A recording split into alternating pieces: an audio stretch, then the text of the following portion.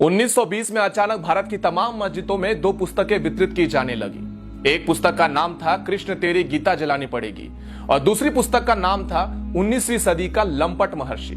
ये दोनों पुस्तकें अनाम थी, इसमें किसी लेखक या प्रकाशक का नाम तक नहीं था और इन दोनों पुस्तकों में भगवान श्री कृष्ण, हिंदू धर्म इत्यादि पर बेहद अश्लील, बेहद घिनौनी बातें लिखी गई थी। और इन पुस्तकों में तमाम देवी देवताओं के बाद इतने बेहद रेखा चित्र रेखाटे गए थे जिसे हिंदू अगर देख लेता तो उसका खून खौल के उठ जाता। और धीरे धीरे ये दोनों पुस्तकें भारत की हर एक मस्जिदों में वितरित की जाने लगी। यह बात जब गांधी तक पहुंची तो गांधी ने इसे अभिव्यक्ति की स्वतंत्रता बताकर गौण कर दिया और कहा कि भारत में सबको अपने अपने विचार रखने का, अपने अपनी बातों को रखने का पूर्ण अधिकार है। फिर एक दिन अचानक 1923 में लाहौर स्थित राजपाल प्रकाशक के मालिक महाशय राजपाल जी ने एक पुस्तक प्रकाशित की जिसका नाम था रंगीला रसूल। उस पुस्तक के लेखक का नाम गुप्त रखा गया था और लेखक की जगह लिखा गया था दूध का दूध और पानी का पानी। हालांकि उस पुस्तक में असली लेखक पंडित चंपूपति थे जो इस्लाम के जाने माने विद्वान थे और सबसे अच्छी बात यह थी कि उस पुस्तक में कोई भी झूठ नहीं था बल्कि तमाम सबूतों के साथ बाकायदा आयत नंबर, हदीस नंबर इत्यादि देकर कई बातें लिखी गई थी। 1.5 वर्षों तक रंगीला रसूल बिकता रहा पूरे भारत में, कहीं कोई बवाल नहीं हुआ। लेकिन एक दिन अचानक 24 मई 1924 को गांधी ने अपने समाचार पत्र यंग इंडिया में एक लंबा चौड़ा लेख लिखकर रंगीला रसूल पुस्तक की खूब निंदा करी और अंत में 3 पंक्तियां ऐसी लिखी: मुसलमानों को स्वयं ऐसी पुस्तक लिखने वालों को सजा देनी चाहिए। गांधी का यह लेख पढ़कर पूरे भारत के मुसलमान अचानक से भड़क गए और राजपाल प्रकाशक के मालिक महाशय राजपाल जी के ऊपर केवल 3 वर्षों में 5 बार हमले हुए। लेकिन गांधी ने एक बार भी हमले की निंदा नहीं की थी। मजे की बात यह है कि कुछ मुस्लिम विद्वानों ने उस पुस्तक रंगीला रसूल का मामला लाहौर उच्च न्यायालय यानी कि हाईकोर्ट में दायर किया।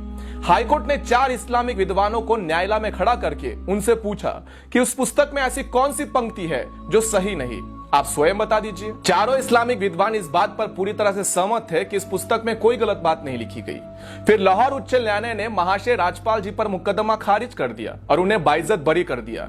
फिर उसके बाद 30 अगस्त 1924 को गांधी ने यंग इंडिया समाचार पत्र में एक और भड़काने वाला लेख लिखा और इस लेख में उन्होंने इशारों में ऐसा लिखा था कि जब व्यक्ति को न्यायालय से न्याय नहीं मिले तब उसे अपने आप प्रयास करके न्याय ले लेना चाहिए।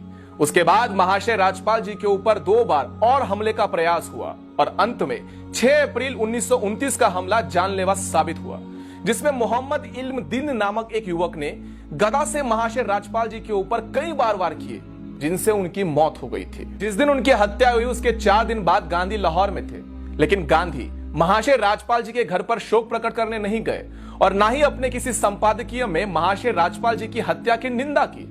उसके बाद अंग्रेजों ने मुकदमा चलाकर मात्र 6 महीनों में महाशय राजपाल जी के हत्यारे इल्म दिल को फांसी सुना दी और वो भी इसलिए कि देश में हिंदू समाज जो था वो पूरी तरह से उबल रहा था और अंग्रेजों को लगा यदि उन्होंने जल्दी से फांसी नहीं दी तब अंग्रेजी शासन भी बर्खास्त हो जाएगा, खतरे में आ जाएगा। उसके बाद 4 जून 1929 को गांधी ने अंग्रेज वाइसरॉय को चिट्ठी लिखकर महाशय राजपाल जी के हत्यारे की फांसी की सजा को माफ करने की अनुरोध किया था। और इसके अगले ही दिन अपने समाचार पत्र यंग इंडिया में एक लेख लिखते हुए जिसमें गांधी ने यह साबित करने का प्रयत्न किया था कि हत्यारा तो निर्दोष है, नादान है, क्योंकि उसे अपने मजहब का अपमान सहन नहीं हुआ और उसने गुस्से में आकर यह हत्या करने का निर्णय ले लिया। दूसरी तरफ तब तक के जाने माने बैरिस्टर मोहम्मद अली जिन्ना ने भी लाहौर हाईकोर्ट के अंदर बाकायदा एक बैरिस्टर की हैसियत से इस मुकदमे में पैरवी करते हुए कहा था कि अपराधी मात्र 19 वर्ष का लड़का है, लेकिन इसने जो अपराध किया है वो बहुत ही बड़ा जघन्य अपराध है। इसके अपराध को कम नहीं समझा जा सकता, लेकिन इसकी आयु को देखते हुए इसकी फांसी को सजा को उम्र कैद में बदल देना चाहिए या फिर इसे काले पानी में जेल में भेज देना चाहिए। लेकिन अंग्रेजों ने 31 अक्टूबर 1929 को महाशय राज्यपाल जी के हत्यारे मोहम्मद इल्म दीन को लाहौर जेल में फांसी पर चढ़ा दिया था।